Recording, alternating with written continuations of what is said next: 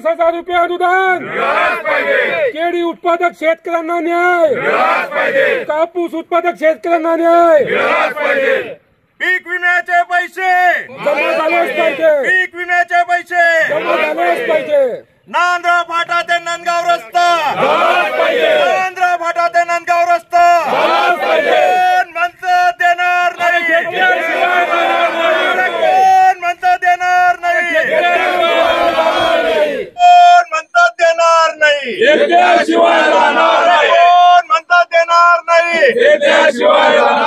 शेतकरी एकजुटीचा, शेतकरी एकजुटीचा, जय जवान, जय जवान। या दडबदली सरकारचं करायचं काय, खाली डोकं वरती पाय, दडबदली सरकारचं करायचं काय, खाली डोकं वरती पाय, ओला दुष्काळ जाहीर झालाच पाहिजे, झालाच पाहिजे।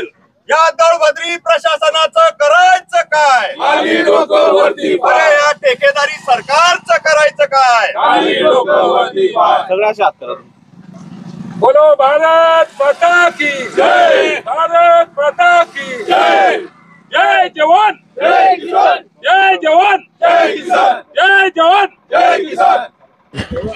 भाऊसाहेब काय सांगाल, आज आपण इथे अनोखं आंदोलन केलंय, आपल्या सोबत आपले कार्यकर्ते आज कोणी दिसत नाहीयेत, मात्र बाकी मला लोकल शेतकरी दिसत आहेत, या शेतकऱ्यांना घेऊन आपण आंदोलन केलं, नेमकं काय विषय? सर्वप्रथम या महाराष्ट्र सरकार तसेच भारत सरकारला जर असं वाटत असेल या भारत सरकारला जर असं वाटत असेल आम्ही सर्वांचे बाप आहात, पण या सर्व तो कुठलाही पक्षाचा असो सर्व राजकीय पक्षाचा बाप एकच आहे आणि तो आहे शेतकरी। शेतकरी हा त्यांचा बाप आहे। मुद्दा क्रमांक 1, नंदगाव पेसडी पिलखेडा नांद्रा हा 9 किलोमीटरचा रस्ता आहे।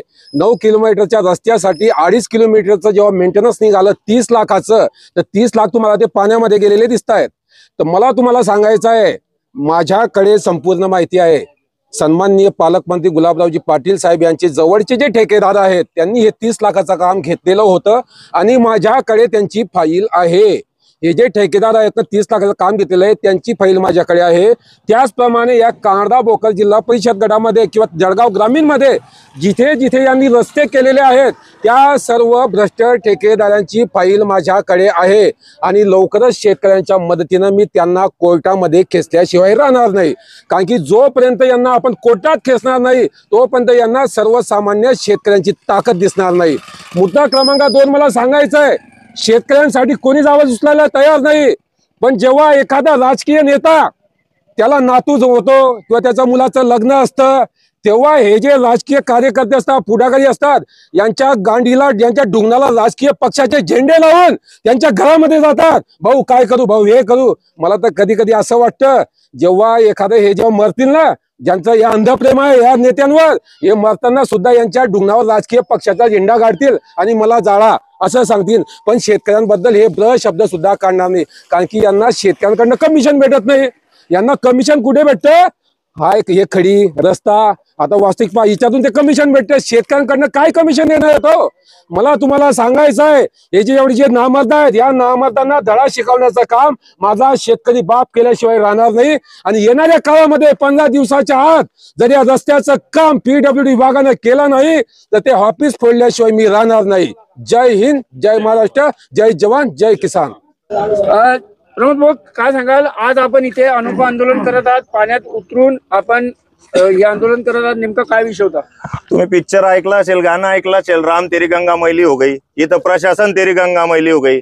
सगळा भ्रष्टाचाराचा इथं तुम्हाला नंगा नाच या रोडावर दिसतोय आणि तो या प्रशासनाला उघड्या डोळ्यांनी दिसावा म्हणून आज आम्हाला या अनोख्या पद्धतीने आंदोलन करून या प्रशासनाला, इथल्या सत्ताधाऱ्यांना आणि इथल्या सर्वसामान्य नागरिकांना होणाऱ्या अडचणींची जाग यावी याच्यासाठी आम्हाला हे आंदोलन करावं लागलं। आंदोलनाचा उद्देश आहे की इथल्या नांद्रा फाटा ते नंदगाव रस्त्यापर्यंत जो रोडाचं टेंडर निघालं होतं, ज्या रोडाची डागडुजी असेल त्या रोडाचं काय कोणी याची जबाबदारी घेतलेली असेल संबंधित पंचायतींनी त्यांच्या माध्यमातून संबंधित अधिकाऱ्यांनी पाठपुरावा करावा आणि येत्या दिवाळीच्या आत हा जर रोड तयार झाला नाही आम्ही आमच्या पद्धतीने सार्वजनिक बांधकाम विभागात दिवाळी साजरी करू।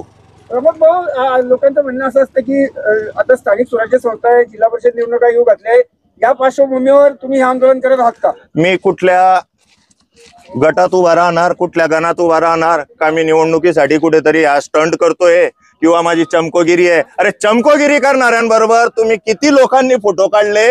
चमकोगिरी करणाऱ्यांनी ठेकेदारी किती वाढवली? इथं ठेके किती वाढले? इथं काय बोलता अनधिकृत धंदे किती वाढले? ते सगळे बाजूला. आम्ही केलं तर काय होतो? स्टंट होतो, आणि त्यांनी केलं तर आंदोलन होतं. या आंदोलनाची दखल सर्वसामान्य पब्लिक जर घेत असेल तर आमच्यासाठी खूप मोठी महत्वाची गोष्ट आहे. आम्ही आजच्या राजकारण्यांना फक्त जाग येण्यासाठी हे आंदोलन करतोय, कारण आमचा उद्देश हेतू एकच आहे. सर्वसामान्य जो पब्लिक इथं टॅक्स भरतो त्याला त्याच्या सुविधा इथं मिळाल्याच पाहिजे. प्रमुख मागणी तीच आहे. नांद्रा फाटा ते नंदगाव हा रस्ता पुन्हा नवीन स्वरूपाचा आणि तकलादू नाही, ठेकेदारी कमिशन खोरी याच्यात दिसली तर आम्ही पुन्हा या स्टाईलने रोडावरती उतरणार. दादा, तुम्ही काय सांगाल? तुम्ही कुठून आहेत? कुठलं गाव आहे? शेतकरी नाव वगैरे काय? नेमकं काय तुमच्या मागण्या आहेत? आज तुम्ही आंदोलन यांच्यासोबत. माझं नाव सुनील जगन्नाथ सोनवणे. मी नांद्र्याचा रहिवासी आहे. मी नांद्र्यात इथला शेतकरी. सर्वात दुःखाची गोष्ट ही की आज 2 दिवस झाले, आज मुलगा वारला इथं 24-25 वर्षाचा. तर तो कशामुळे वारला? ह्या रस्त्यामुळे. टायमावर तो दवाखान्यापर्यंत पोहोचला नाही. परत दुसरी गोष्ट, आज फेसर्डी इथे एक महिला होती, 1-2 दिवसापूर्वी ते टायमावर ती पण पोहोचली नाही. तर हा जो भ्रष्टाचार चालू आहे ह्या शासनाचा, जो काही जनतेचा पैसा आहे हा पूर्ण सर्व पाण्यामध्ये गेलेला आहे. तर शासनाने या गोष्टीमध्ये लक्ष द्यायला पाहिजे, एवढीच विनंती आहे.